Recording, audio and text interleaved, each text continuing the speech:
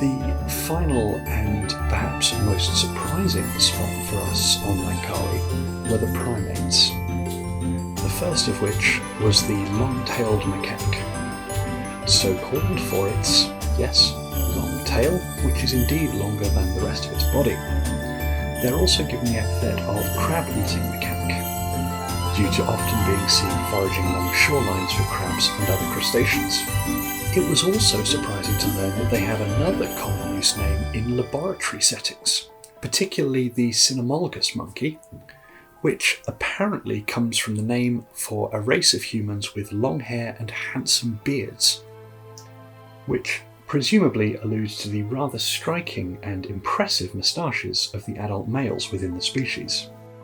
Long-tailed macaques are normally a highly social species. However, this individual, which perhaps rather unkindly we nicknamed Cube, due to his particularly blocky physicality, seemed to be quite happy exploring the area around Kuah and foraging for food entirely on his own. Unusually among macaque species that we've observed, whilst he did spend some time foraging through human waste, he seemed to genuinely prefer the available fruits and seeds that had fallen from the trees.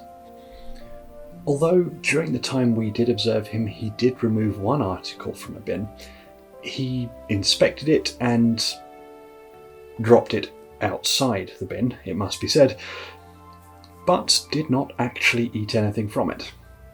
Although in many regions the long-tailed macaque tends towards synanthropic and will, if the opportunity presents itself, feed preferentially on cultivated produce such as rice, taro plants, coconuts, mangoes and other crops, often causing significant losses to local farmers.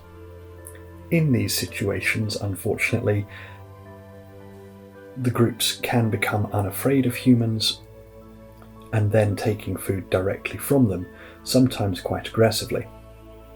And some groups, especially in the more heavily touristed areas, have developed a reputation for actively stealing items from humans and then refusing to return these goods until they are provided an adequate quantity of food, relative to the perceived value of the item.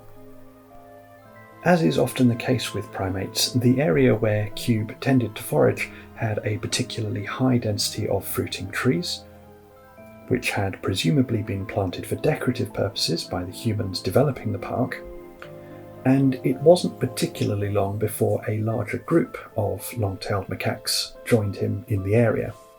Whilst we never did see him interact with the group, he certainly disappeared from his usual foraging ground for a couple of days, and then returned once they'd moved on. Overall, the distribution of the long-tailed macaque is very widespread across Southeast Asia, including several regions where they are particularly invasive. But as we visited the many small islands around Langkawi, we were able to observe a number of other troops with a number of different behaviours.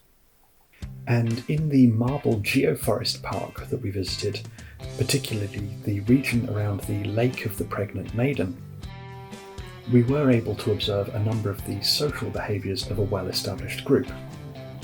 As with many other small primates, the one's social standing is matrilineally defined, with a closer relationship to the alpha female, indicating higher social standing. And grooming is the currency of choice for both forming new bonds and cementing existing alliances between different ranking individuals. While the juveniles could and would be involved within this on occasion, they generally preferred to play amongst themselves, practicing a number of the skills they would need in later life.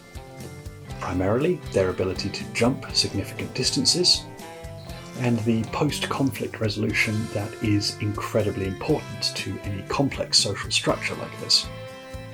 Interestingly, not every member of this group was regularly groomed by its compatriots. This particular individual seemed to be engaging exclusively in self-grooming, with the commensurate reduction in overall condition.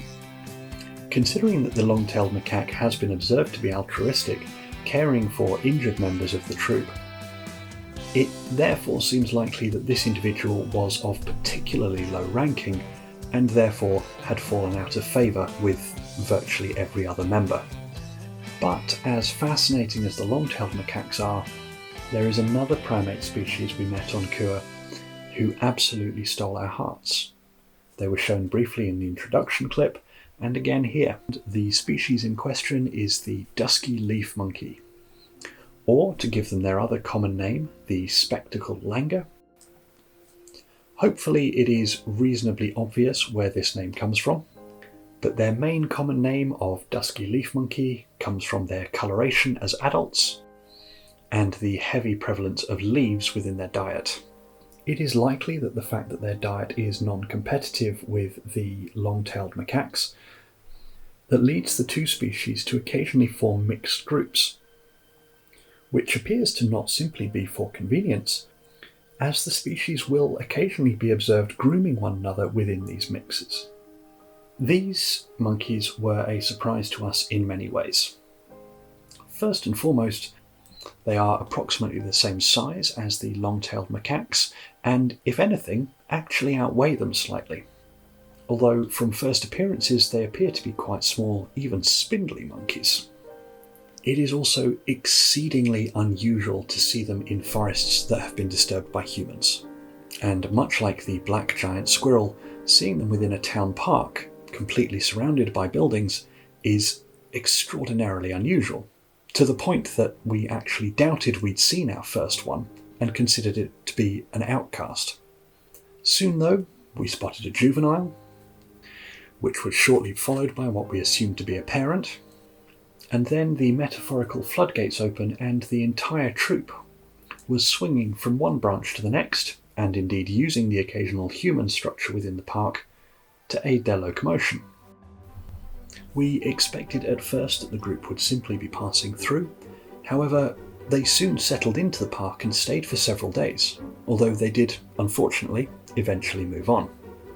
While they were within the park, however, we had the absolute privilege of observing the entire group in great detail, including various groups of juveniles playing with one another and, much like the long-tailed macaques, learning a number of vitally important skills that would stand them in good stead in later life. Unlike the long-tailed macaques, however, it did seem as though the juveniles were significantly more attached to, certainly their mothers, among this spectacled langur troop. Whilst they absolutely would go off with others of their age to groom and play, they generally didn't do so for very long, and even quite large juveniles, almost the same size as their mothers, would return for comfort and indeed to suckle.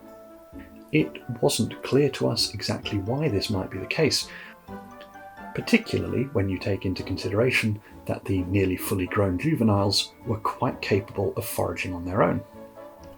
But, for better or for worse, our questions about the nearly fully grown juveniles were very quickly completely out of our minds when we observed our first very young spectacled langur.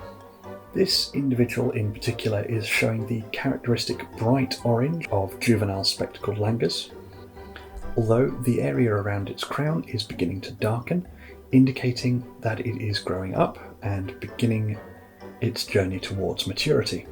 The individual that was beginning to mature was starting to display some independence from its mother, although very limited at this stage, as she kept it very close indeed, spending its time crawling around the trees, testing items for edibility, and jumping with somewhat mixed success.